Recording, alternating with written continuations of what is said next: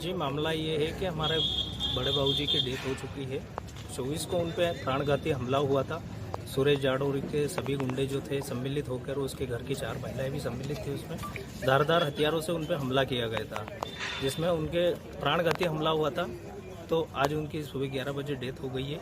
और जो है कि पहले भी हमलावरों ने हमला इनके बेटे पे कर चुके हैं। उसने आरटीआई के तहत मांग की थी 2022 में 10वीं के दिन जो है कि इन्होंने इस पे हमला किया था उनके बेटे पे, जिसमें 25 जनवरी को तारीख लगी हुई थी और 24 तारीख के दिन इन सभी हमलावरों ने मिलकर हमारे बाबूजी के, जो कि मेन गवाह थे इस केस पे, उन पे प्राणघाती हमला किया, जिसके कारण आज इनकी डेथ हो चुकी है।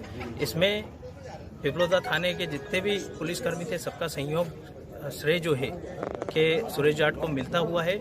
इसमें पहले भी 3-4 केस हो चुके हैं। एक बार इसके गुंडों ने मिलकर महिला सरपंच का भी सर पड़ा था, जिसमें महिला सरपंच थाने में रिपोर्ट लिखवाने के लिए जो है गई थी, पर वो टंकी का विषय था, नल टंकी का जो मैटर था उसको चेंज करके इन्होंने एफआईआर ही गलत लिखवा दी थी। कौन है सुरेश जाट? कौन है ये? पिपलोदा जनपद उपाध्यक्ष है जनपद पंचायत। अभी क्या मांग है? अभी हमारी मांग 3 है। सबसे पहले थाना सस्पेंड हो, क्योंकि हम थाने से पूरा गांव परेशान हो चुका है। कम से कम 4-5 जनों पे आत्मघाती हमला हो चुका है।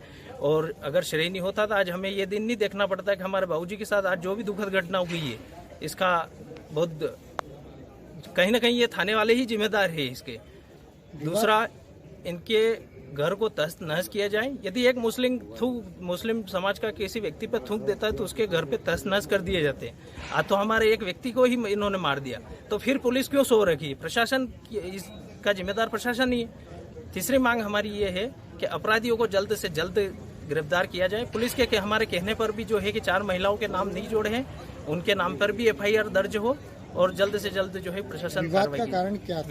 विवाद का कारण मेन यही रहा कि हमारे भाई ने जो है कि भ्रष्टाचार किया हुआ था। जब ये सरपंच पति था सुरेश जाट, उसमें नल जल योजना के तहत इसने भ्रष्टाचार किया था और उसकी मांग जो है कि हमारे भाई ने की थी, आरटीआई के तहत मांग की थी। उसके तहत उस पर जो है कि 2022 को तेजा दशमी के दिन उस पर हमला किया गया था। पिपलोदा में कुछ दिन पहले एक मारपीट हुई थी, जिसके अंदर एक व्यक्ति को जो है वो ज़्यादा चोटें आने की वजह से उसमें 307 का मामला पंजीबद्ध किया था। घटनाक्रम कुछ इस प्रकार था कि कुछ चीज़ों को लेके 2 व्यक्तियों में, जो एक ही समुदाय के हैं, जाट समुदाय के हैं, उन लोगों में आपस में झगड़ा चल रहा था। 1 साल पहले भी इनमें झगड़ा हुआ था, जिसके अंदर एक क्रॉस कायमी भी हुई थी। और उसी मामले को लेके जब गवाही इनकी लगी हुई थी, तो गवाही के ना जाकर आपस में कॉम्प्रोमाइज़ करने को लेकर इनमें पुनः विवाद हुआ था कुछ दिन पहले, जिसमें एक व्यक्ति को जो है वो ज़्यादा चोटें आई थी, जिसके आधार पर 307 का मामला पंजीबद्ध किया था, जिसमें 8 लोगों को आरोपी बनाया हुआ है। पुलिस के द्वारा 3 लोगों को राउंड अप कर लिया है। एक उसके अंदर जो आरोपी है सुरेश जाट नामक, उसका लोगों का ये कहना था कि वो पीछे से सारी चीज़ों को कंट्रोल कर रहा था, तो उसका भी नाम बढ़ाया जाए। तो एफआईआर में भी उसको उसी तरीके से, जिस तरीके से बताया था उसी हिसाब से उसमें लिखा भी गया है।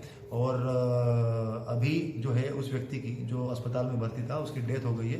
302 का मामला, उसके अंदर 302 की धारा जो है वो बढ़ाई गई है और अन्य आरोपियों की गिरफ्तारी के लिए भी लगातार प्रयास किए जा रहे हैं।